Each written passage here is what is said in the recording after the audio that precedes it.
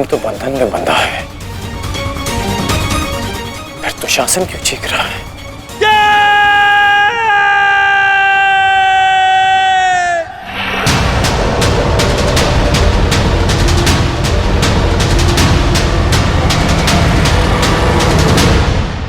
तुम ये सोच रहे हो ना कर्ण कि विकोदर भीम तुम्हारी पाश से कैसे निकल गए?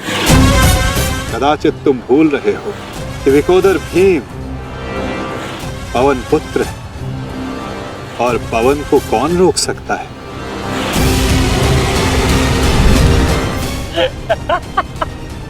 वाह रे वाह कुंती पुत्र हो, पवन पुत्र। बस इतना ही बल है तुमने। बुलाओ बुलाओ अपने भाइयों को यहाँ।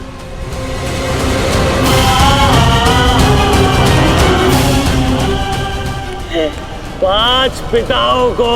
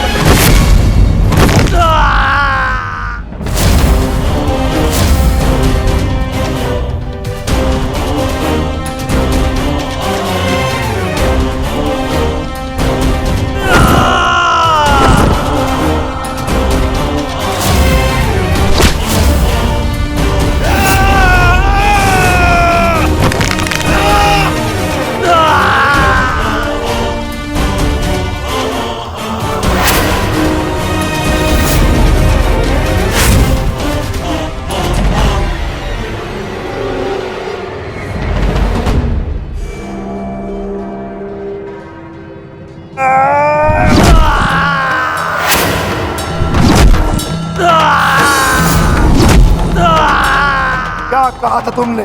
आज फिर से पांचाली का वस्त्रण करेगा? मैं आज और इसी क्षण तुम्हारे प्राण हर लूंगा घृणित दुशासन।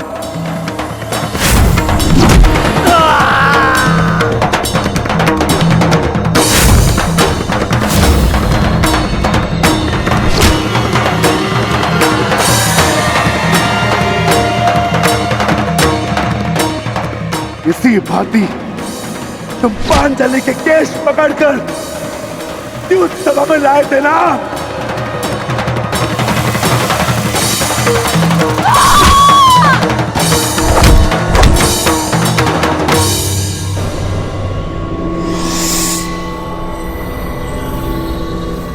बुला दुशासन, बुला बुला अपने उस ज्येष्ठ भ्राता को जिसके कारण आज तेरी ये दशा हुई है। बुला अपने उन 98 भाइयों को जो तेरे कारण और तेरे ज्येष्ठ के कारण धरती और नरक के मार्ग में फंसे हैं। बुला दुशासन, बुला, आज तो तू बुला तुझको।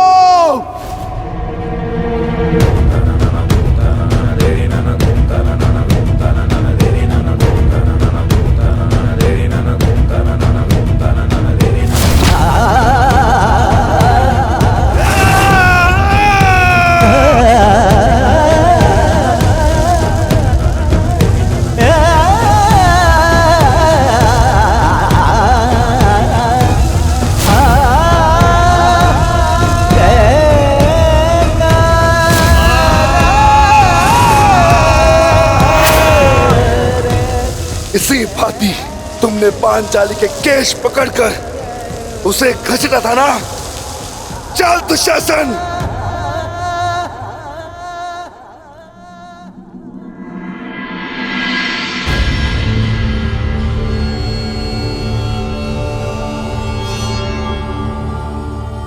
प्रणिपात माता। पिताश्री ने आपको कुरुक्षेत्र में प्रस्तुत होने का आह्वान दिया। आशा करती हूँ वृकोदर, युद्ध समाप्त होने के पश्चात आपकी पत्नी पुनः अपने केश बांध सकेगी। मुझे विश्वास है पांचाली कि इस आने वाले युद्ध में मैं वृकोदर भीम उस दुशासन की छाती फाड़कर उसके छाती के लहू से तुम्हारे केश सींच पाऊंगा।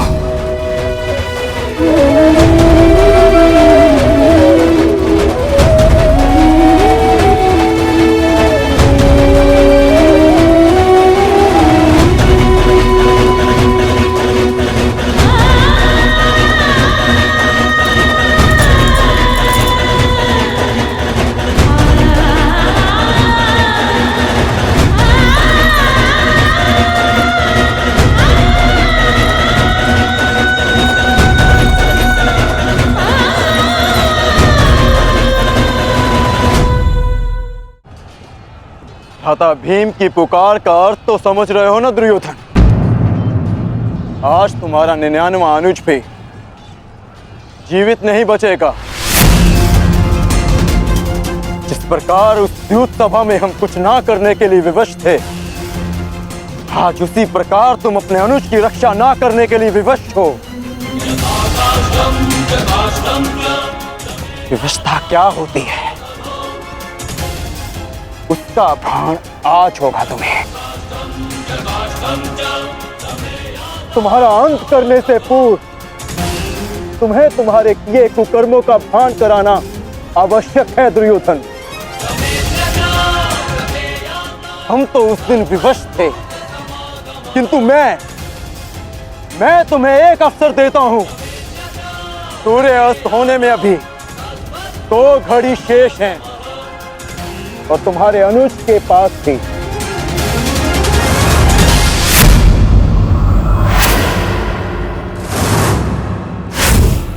जाओ, बचा सकते हो तो बचा लो अपने अनुज को।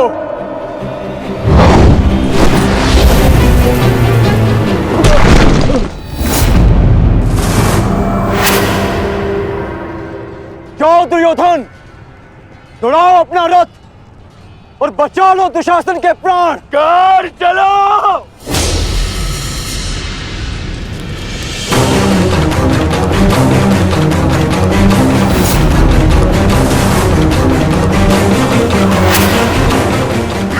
तुम्हारे रखना कर, आज किसी के रथ का वेग भ्राता भीम के प्रहार से अधिक शक्तिशाली नहीं होगा। आज पांचाली के अपमान का प्रतिकार लेने से कोई नहीं रोक सकता भ्राता भीम को।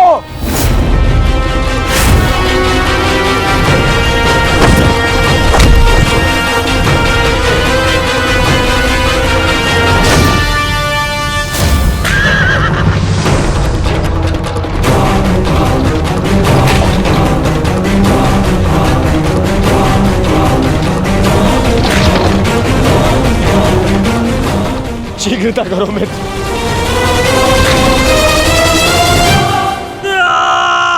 चीखो दुशासन चीखो, इतना चीखो कि अंधा युग तुम्हें सुन तो सके कि जिन्हें द्रौपदी का क्रंदन दिखाई ना दिया उन्हें तेरा ये रुदन सुनाई तो दे। चीखो दुशासन कि संसार को संदेश मिले कि क्यों किसी स्त्री का अपमान नहीं करना चाहिए। एक नारी के टूटे हुए दर्प के टुकड़े जब छाती में चुभते हैं तो कैसा लगता है? गति बढ़ाओ मित्र, मेरा अनुज संकट में है।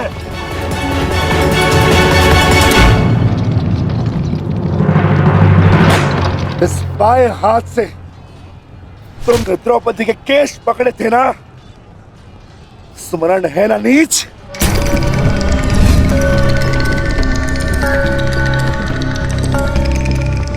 तुमने पांचाली का नहीं समस्त नारी जाति का अपमान किया है। आपको तुम्हारे धड़ पर रहने का कोई अधिकार नहीं।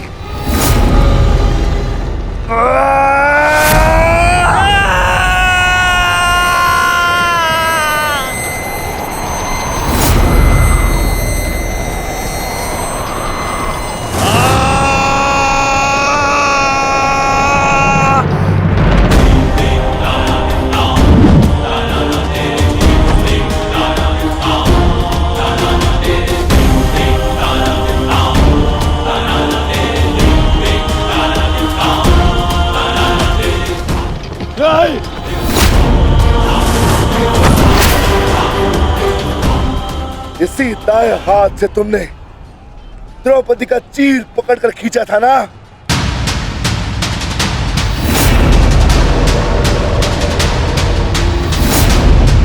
अब चीर क्या, तुम लीर भी नहीं खींच पाओगे।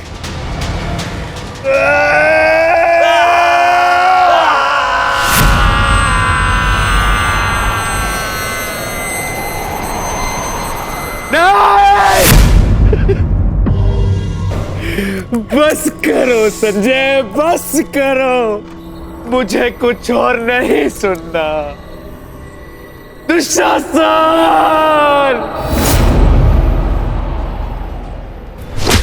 इसी छाती को पीट पीट कर तुमने पुरुषार्थ का ढोल पीटा था ना, अपने पुरुष होने का दम भरा था ना। अब मैं पीटता हूं तुम्हारी छाती।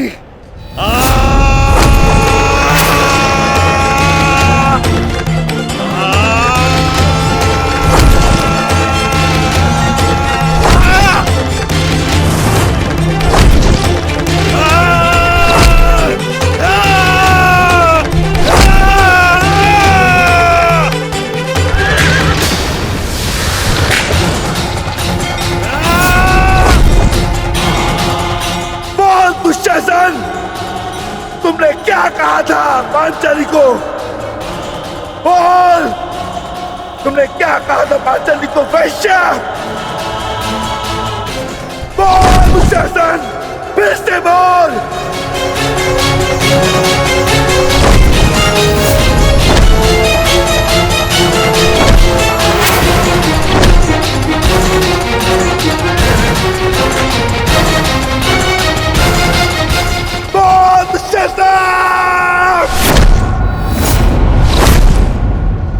बोल दुशासन, बोल।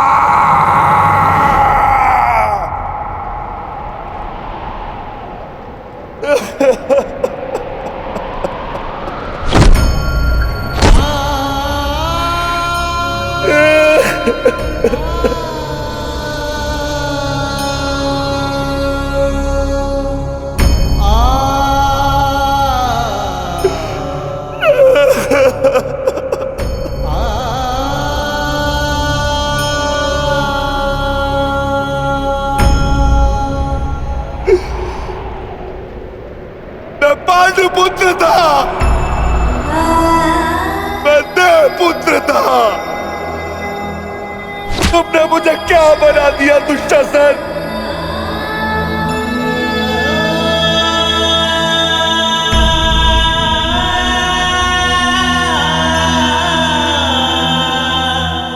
तुमने मुझे पशु बना दिया। तुमने मुझे एक राक्षस बना दिया।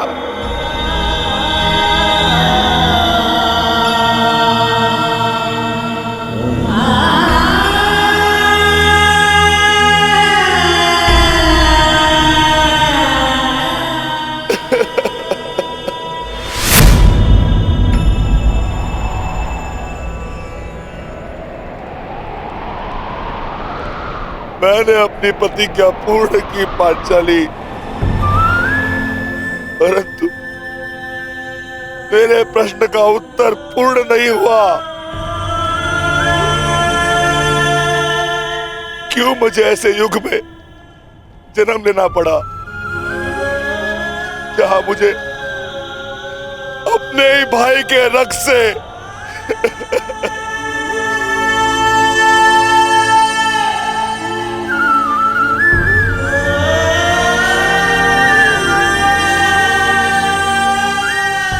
ऐसा क्यों हुआ पांचाली? ऐसा क्यों हुआ?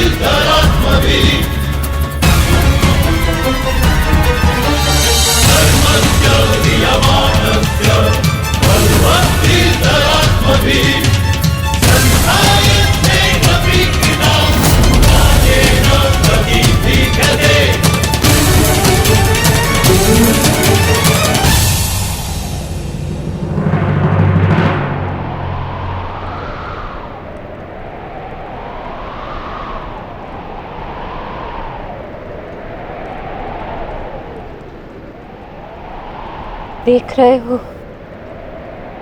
युवराज दुर्योधन,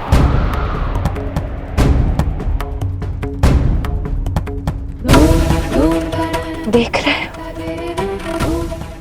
अंगराज कर्ण, ये लहू, ये रक्त, ये 5 गांव ना देने का मूल्य नहीं।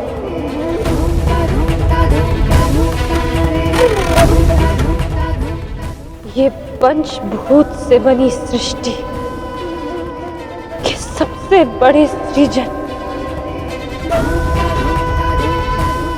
स्त्री के अपमान, उसे यातना देने का मूल्य।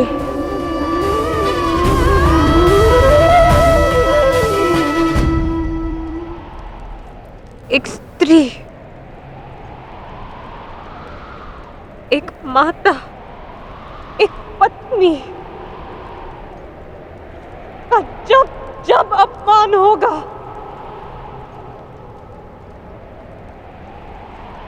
तब तब ऐसा दृश्य दोहराया जाएगा।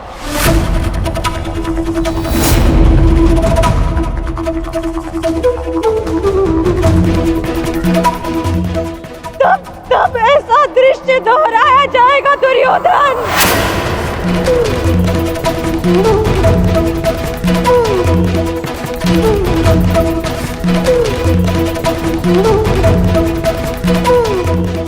एक स्त्री को अश्रुओं से स्नान कराने का मूल्य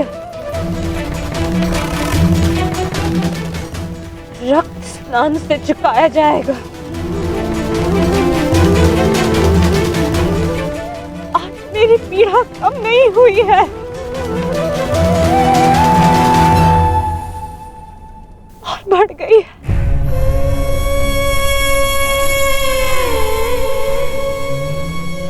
इस संसार में किसी को भी द्रौपदी जैसा भाग्य ना मिले, जिसे अपने ही कुल के सामने, अपने ही कुल के पुरुषों के हाथों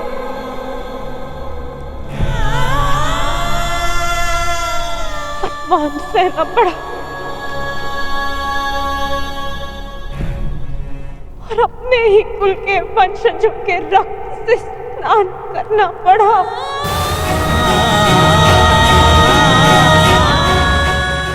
हे ईश्वर, इस संसार में किसी को भी द्रौपदी बनाकर जन्म मत देना।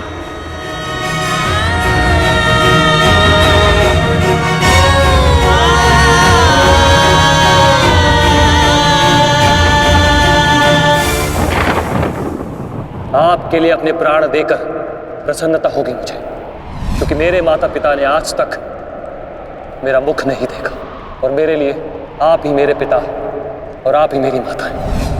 मेरा भाई, मेरा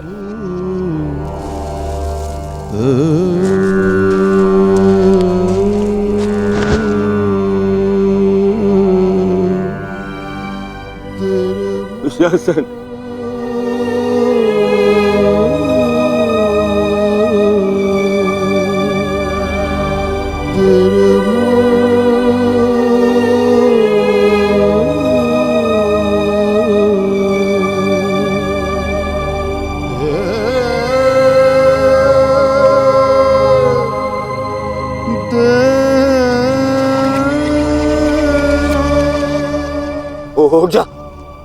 उठ जा देख, युद्ध समाप्त हो गया है। तेरी भुजाओं के बल के सहारे ही तो मुझे संसार पर राज्य करना था।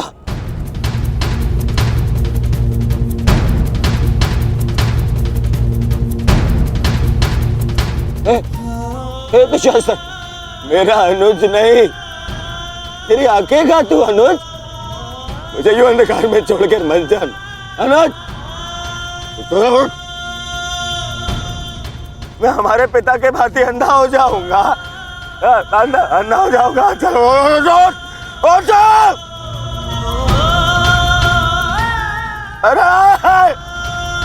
अरे इसकी बुझाए क्या है?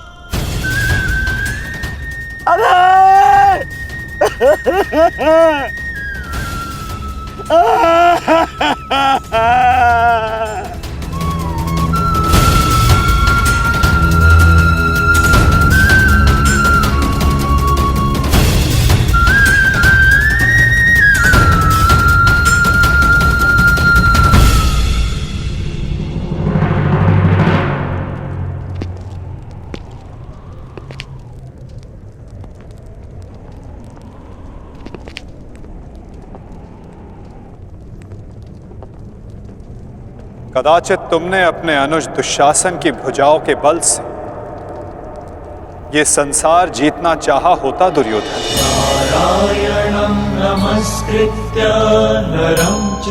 तो आज सारा संसार तुम्हारा दास होता, किंतु नहीं, तुमने इसकी भुजाओं के बल से एक स्त्री का वस्त्र हरण करना चाहा दुर्योधन। कदाचित तुमने इसकी दुर्जयता के बल से तीनों लोकों पर शासन करना चाहा होता दुर्योधन, तो आज तुम्हें वो भी मिल जाता। परंतु नहीं, तुमने ऐसा नहीं किया दुर्योधन। तुमने अपने अनुज दुशासन के मन में कुटिलता और कुचक्र का षड्यंत्र रच दिया। कदाचित तुमने अपने नेत्रों को उचित मार्ग दिखाया होता दुर्योधन, परंतु तुमने अपनी उन आंखों से महाविनाश का स्वप्न देखा।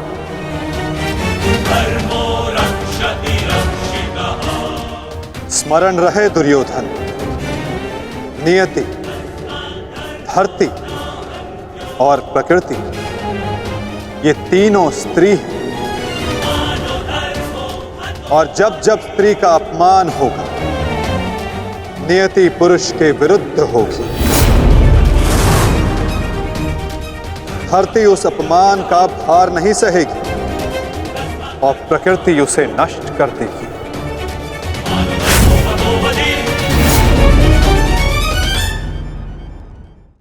क्यों खेला तुमने जुआ दुर्योधन?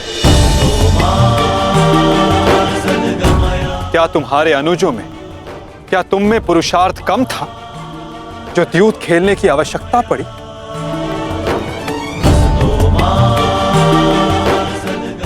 इसी द्यूत के कारण एक स्त्री पहले अपने ही अश्रों में नहाती है और अब अपनों के ही रक्त से।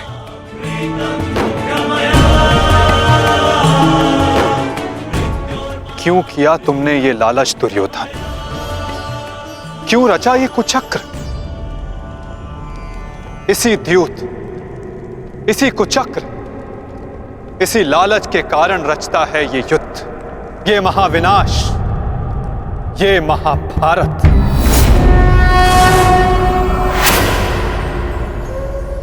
क्यों आज एक भ्राता को अपने ही अनुज के रक्त को पीना पड़ा और दूसरा आज स्वयं के रक्त में लथपथ है? स्मरण रहे, जो हाथ स्त्री की लाज, उसके मान के रक्षण के लिए, यदि वो हाथ स्त्री की लाज उतारने का दुस्साहस करेंगे, उसका मान भंग करने का दुस्साहस करेंगे, तो उन हाथों को धड़ से अलग कर दिया जाएगा।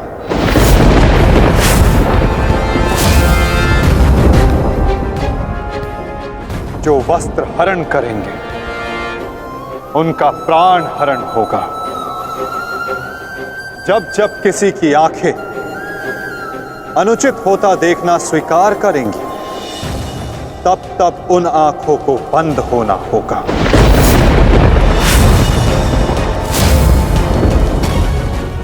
यही नियति है, यही प्रारब्ध है और यही है इस महाभारत का कारण और निवारण।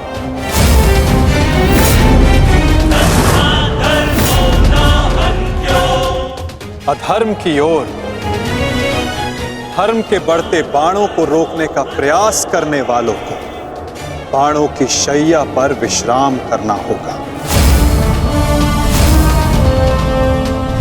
जो अधर्म की आज्ञा पर शीश झुकाएंगे, उन्हें स्वयं का शीश कटाना होगा।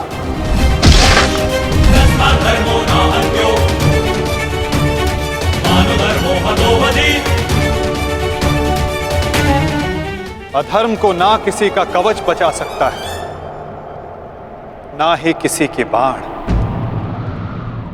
ऐसा कोई रथ नहीं जिस पर अधर्म चढ़कर अपने लक्ष्य तक पहुंच सके। ग्रास लेगी ये धरा उस अधर्मी को भी और अनचाहे उसका साथ देने वाले के रथ को भी। जो एक झूठे वचन के लिए सत्य के चक्र के समक्ष आकर खड़ा होगा, उसे स्वयं सत्य के चक्र के साथ धंसना होगा।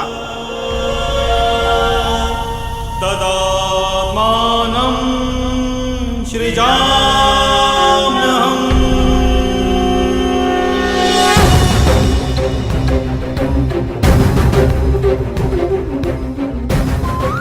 ये तुम्हारे अपमान का नहीं, समस्त स्त्री जाति के अपमान का प्रतिकार है पांचाली। संसार को समझना होगा कि कभी किसी स्त्री को प्रतिशोध के लिए ना ललकारें, क्योंकि प्रतिशोध पाकर मन की अग्नि शांत नहीं होती, अपितु और धधकती है। यही है इस महाभारत का संदेश और नियति का उपदेश।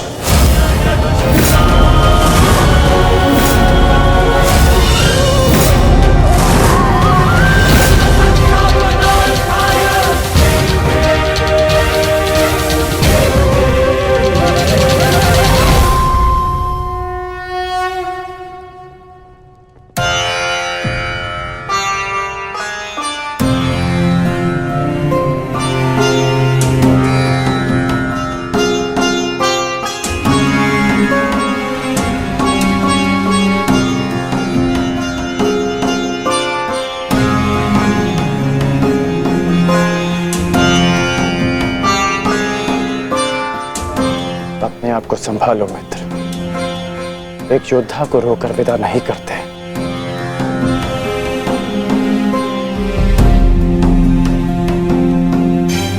हम तो शासन का बलिदान जो व्यर्थ नहीं जाने देंगे। आगे बढ़ो मित्र, अपने अनुज की अंतिम विधियां पूर्ण करो।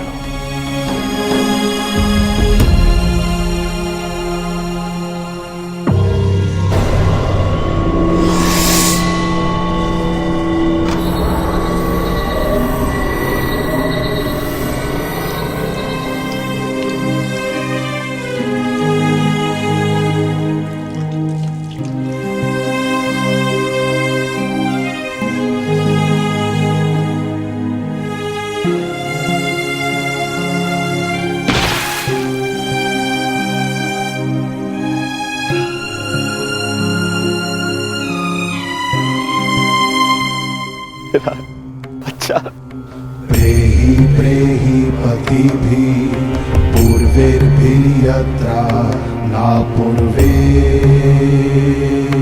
पितरपर्युः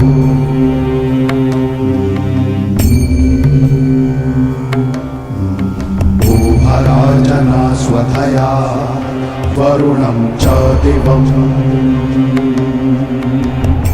पुत्र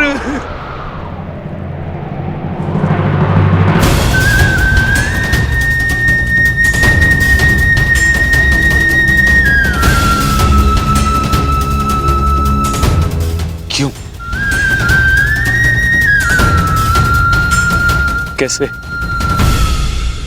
कैसे होने दिया तुमने ये? तुम्हारा अनुज तुम्हारा उत्तरदायित्व था, उसकी रक्षा कैसे ना कर पाए तुम? मैं नेत्रहीन हूं पुत्र, परंतु ऐसा प्रतीत होता है जैसे किसी ने मेरा एक नेत्र छीन लिया है।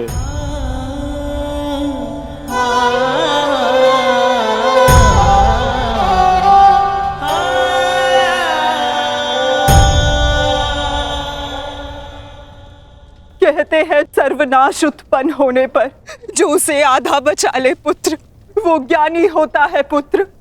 मैं अपने 99 पुत्रों को तो खो चुकी हूँ, परंतु मैं अपना अंतिम पुत्र नहीं खोना चाहती, नहीं खोना चाहती।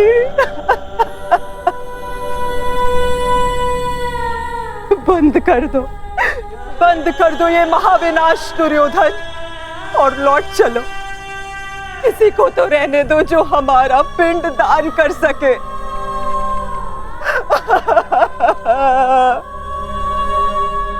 चलो पुत्र, लौट चलो। नहीं, अब इस युद्ध को रोका नहीं जा सकता। मैं इस युद्ध के ऐसे पड़ाव पर पहुंच चुका हूं जहां से पीछे लौटना संभव नहीं। ये दलदल या तो मुझे निगल जाएगा और या मैं इसे समाप्त कर दूंगा। अब या तो उन पांडवों का अंत होगा और या तो मेरा। नहीं। उससे पूर्व कदाचित ये युद्ध नहीं रुक सकता। अब ये युद्ध ना मुझे राज्य के लिए लड़ना है और ना ही सम्राट बनने के लिए। ये युद्ध करना है प्रतिकार के लिए। जिन पांडवों ने मेरे 99 भ्राताओं का वध किया, उनके वंश का समूल नाश करूंगा मैं।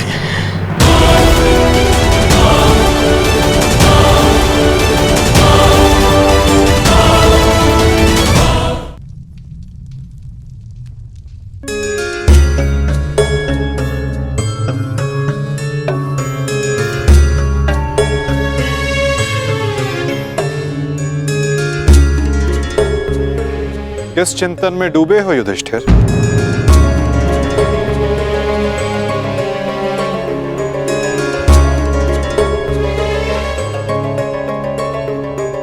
प्रणिपात वासुदेव।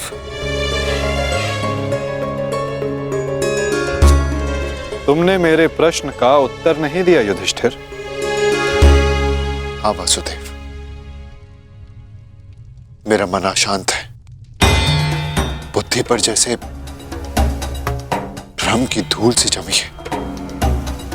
समझ में नहीं आ रहा है वासुदेव कि इस महायुद्ध से हमें क्या प्राप्त होगा। आश्चर्य, धर्मराज के मन में ऐसा असमंजस। वासुदेव, मैं आपसे निवेदन करता हूं कि मुझे धर्मराज कह के मत पुकारिए। इस धर्म युद्ध में बिखरे अधर्म की छींटें मुझ पर भी पड़ी हैं। मैं धर्मराज कहलाने योग्य नहीं हूं वासुदेव। युद्ध में शरीर और सेना के बल से अधिक महत्वपूर्ण आत्मबल होता है युधिष्ठिर। और इस प्रकार युद्ध के मध्य में सम्राट का मन दुर्बल पड़ जाए, ये उचित नहीं है। तुम ये मत भूलो युधिष्ठिर कि ये महायुद्ध केवल तुम्हारा नहीं है, ये संपूर्ण भारतवर्ष की उस प्रजा का भी है जो न्याय चाहती है, जो अधर्म से मुक्ति चाहती है, जो तुम्हें हस्तिनापुर का योग्य उत्तराधिकारी मानते हैं, जो तुम में भारत का योग्य सम्राट देखते हैं। इस युद्ध में तुम्हें सम्राट बनते देखने के लिए अनगिनत सैनिकों ने अपनी आंखें बंद कर ली युधिष्ठिर।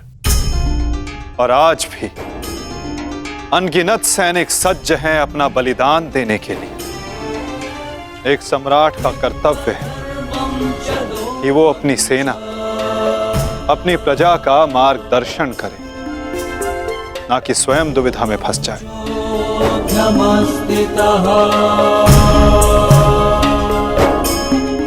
किंतु प्रश्न ये है कि सम्राट के मन में ये प्रश्न आया क्यों? कहीं सम्राट को ऐसा तो नहीं लगता कि उनके प्रिय अनुज महायोद्धा अर्जुन पूरे मनोयोग के साथ भाग नहीं ले रहे? कदाचित इसीलिए अंगराज अब तक युद्ध क्षेत्र में है। अंगराज का वध केवल अर्जुन के हाथों संभव है।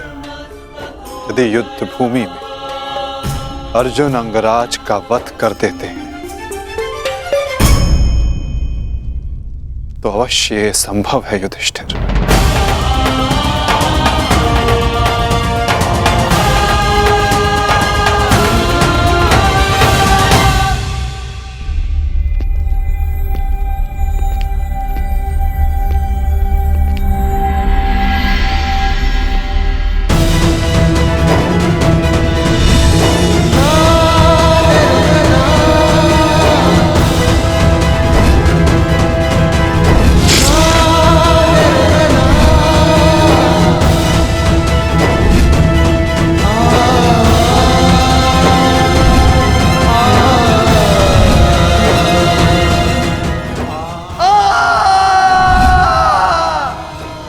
जीवन भर परिवर्तन के लिए संघर्ष किया, क्योंकि जब भी मैंने ऐसा किया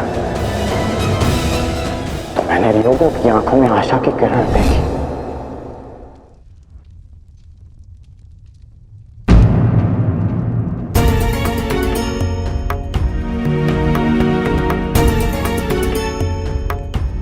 जिस परिवर्तन के लिए तुम लड़ रहे हो उसके लिए सबसे पूर्व तुम्हें सशक्त होना होगा कर्ण। कुछ समझ नहीं पा रहा हूं वृषाली। लगभग अपने सारे प्रिय खो चुका हूं। हमारी अगली पीढ़ी जिसके लिए मैंने परिवर्तन का स्वप्न देखा था वो तो बची ही नहीं। फिर इस परिवर्तन का क्या लाभ?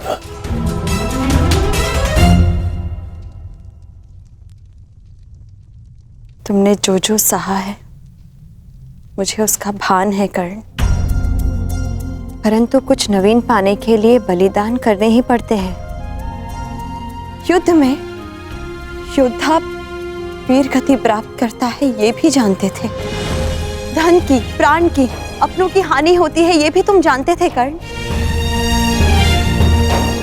फिर आज ये उद्विग्नता क्यों?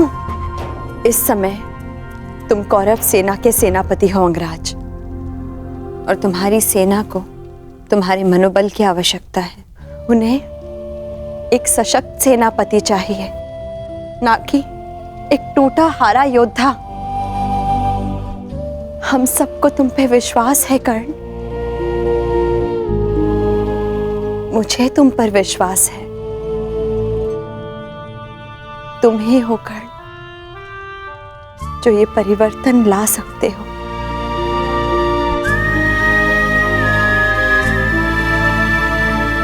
मैंने तुम्हें कितने कष्ट दिए हैं, फिर भी सदा तुमने मेरा साथ दिया, मुझे साहस दिया।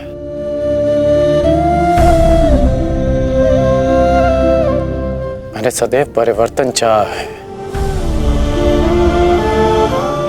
उसमें विश्वास रखा है, पर आज स्वयं को संभाल नहीं पा रहा हूं मैं।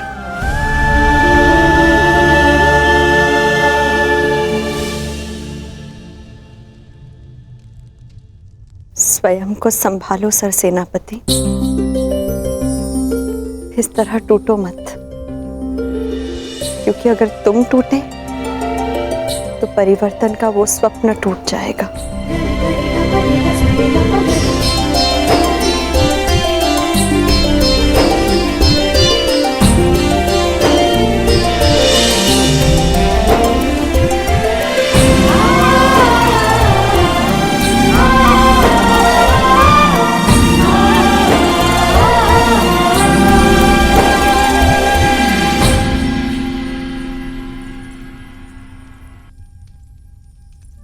जी एकांत। जी मैं कुछ मत कहो कुंती, समय ने मुझे उस मोड़ पर लाकर खड़ा कर दिया है जिस मोड़ पर ना तो मेरे पास कुछ कहने के लिए है और ना ही सुनने के लिए। तुम्हें स्मरण है तुम्हें वो समय कुंती जब हमारे हस्तिनापुर में हर्ष, खुशी, उल्लास और आनंद होता था। मुझे दंभ होता था कि मेरे कक्ष में 100 और तुम्हारे कक्ष में 5 दीपक हैं, परंतु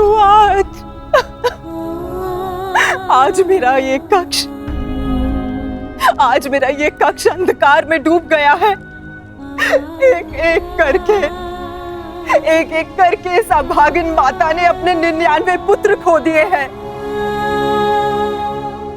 परमात्मा से 100 पुत्रों की माता होने का सौभाग्य पाकर भी आज मेरे दोनों हाथ खाली हैं।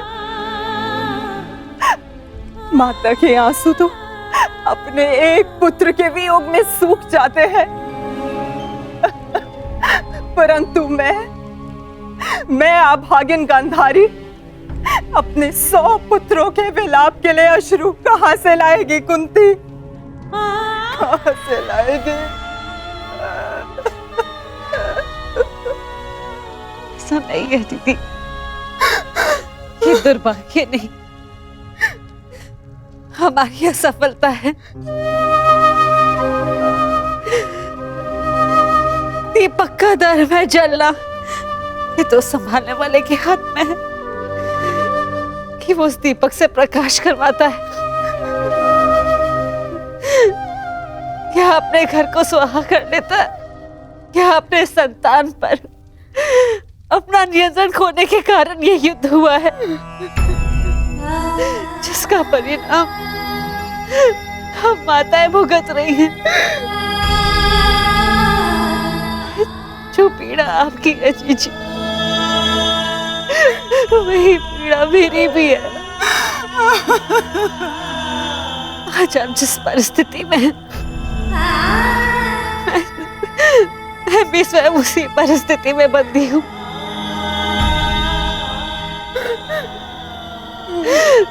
भाइयों को लड़ते देख कौन सी माता प्रश्न हो।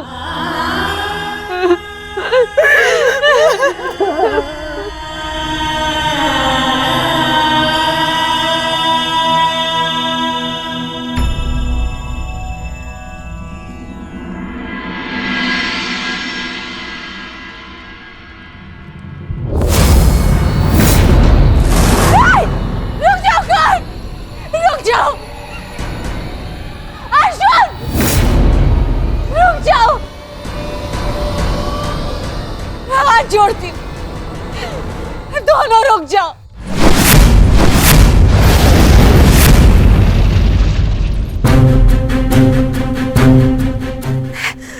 ऐसा नहीं होने दूंगी।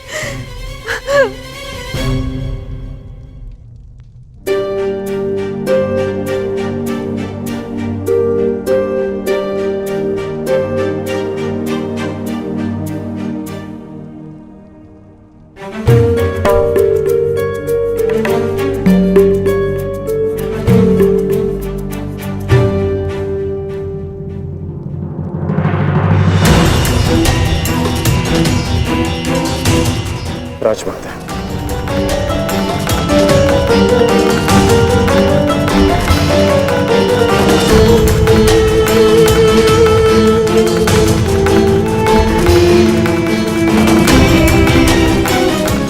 बड़ी बात राजमाता,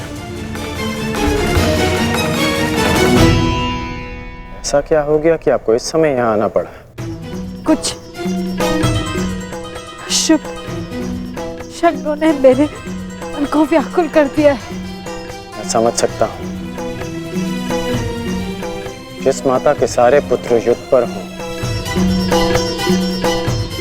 उस माता का मन व्याकुल होना स्वाभाविक है। बात ये नहीं है, मैंने दुस्वप्न देखा। कैसा दुस्वप्न? तुम बांध छड़ा आगे जा रहे हो, अर्जुन भी सजा है, और दोनों ने बांध संधान कर दिया।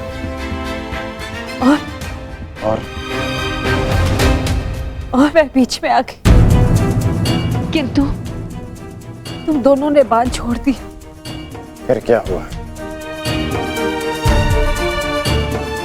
फिर मेरा सपना टूट गया। जो स्वप्न आपने पूरा देखा ही नहीं, उसके लिए आप व्यथित क्यों हो रही हैं? मैं व्यथित हूं क्योंकि बाण किसी का भी हो, किसी की भी छाती भेदे, पीड़ा मेरे को ही होनी है। संसार की दृष्टि में आपकी कोख 5 बार भरी है। ये आपका दुर्भाग्य था या मेरा प्रारब्ध? हमें इसे स्वीकारना होगा राजमाता। तुमसे विनती करती हूँ, इस युद्ध को त्याग दो। क्या ये विनती आप अर्जुन से कर सकती हैं? बताइए।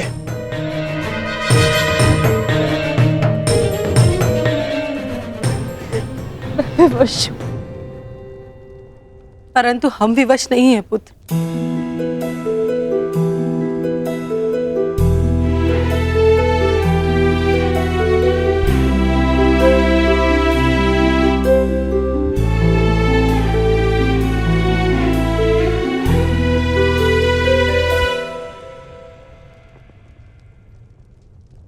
छोड़ दो ये युद्ध पुत्र, छोड़ दो।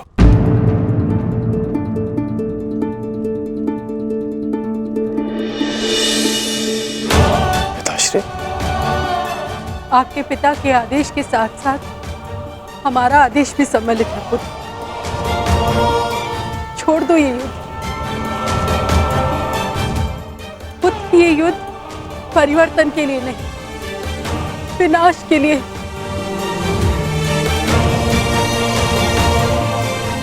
समझ लो कि हम अपने पालन पोषण के ऋण का मूल्य मांग रहे हैं तुमसे।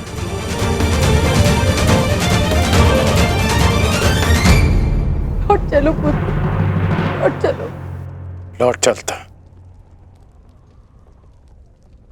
लौट चलता यदि मैं केवल राधेकरण होता।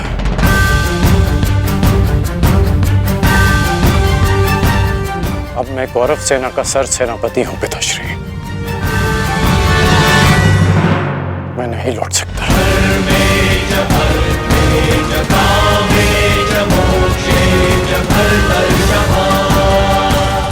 कर्तव्य है। आपका आदेश ना मानने के लिए मुझे विवश कर रहा है। मैं नहीं लौट सकता माता। ब्रह्म मुहूर्त में देखा गया सपना सत्य नहीं होता है पुत्र।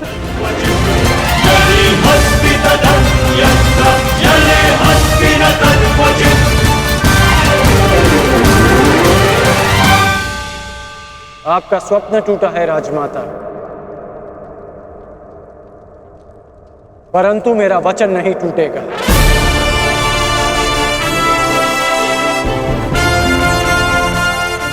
सूर्योदय होने को है। मेरा अर्घ देने का समय हो गया।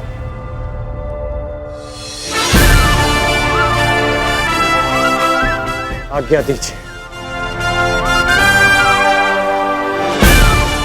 प्रणिपात।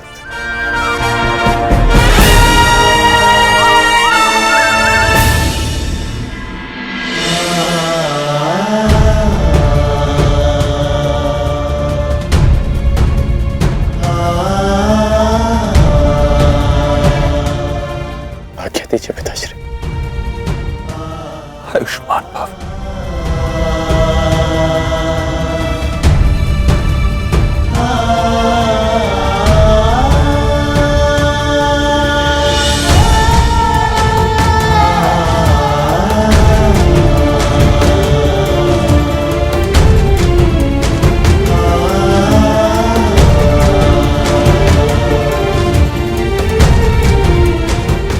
अश्रु नहीं माता,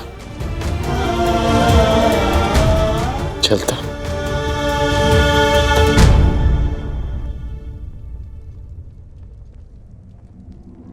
यशस्वी भव।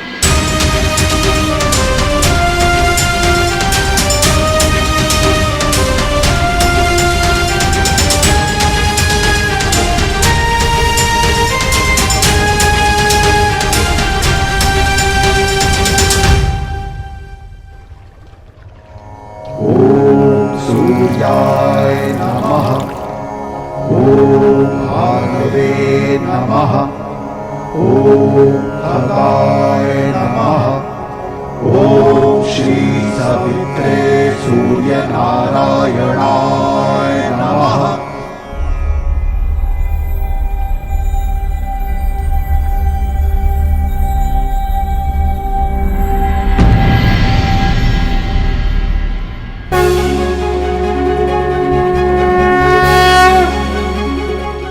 प्रणाम गुरुदेव, प्रणाम। आयुष्मान भव पुत्र, आयुष्मान भव।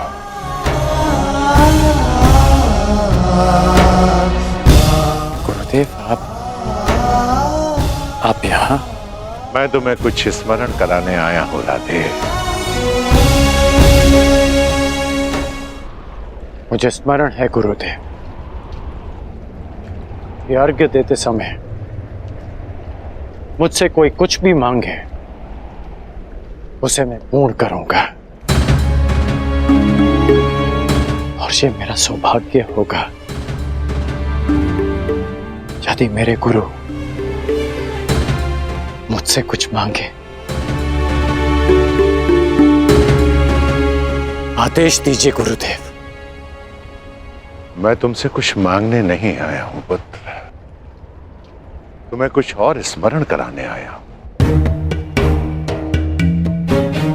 क्या गुरुदेव? जब तुम मेरे पास दीक्षा के लिए आए थे तो मैंने तुम्हें ब्रह्मास्त्र, ब्रह्मशिरास्त्र और ब्रह्मांड अस्त्र देकर भी उसे तुम्हारे लिए निष्क्रिय कर दिया था। स्मरण है मुझे। मैंने तब भी कहा था और आज भी कह रहा हूं कि गुरु का श्राप भी आशीर्वाद होता है। मुझे उस बात का कोई दुख नहीं गुरुदेव। परंतु मुझे दुख है पुत्र, मुझे दुख है, और मैं तुम्हें यही स्मरण कराने आया हूं उस भूल का पश्चाताप करने के लिए मैंने तुम्हें विजय धनुष दिया था।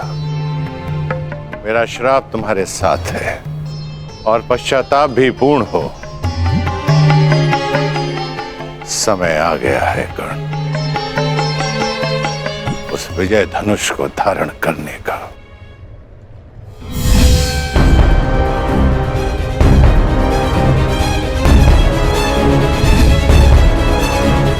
विजय धनुष का आवाहन करो और विजय धनुष को धारण करो। जब तक वो विजय धनुष तुम्हारे हाथों में रहे, इस संसार में कोई भी शत्रु तुम पर विजय नहीं पा पाएगा।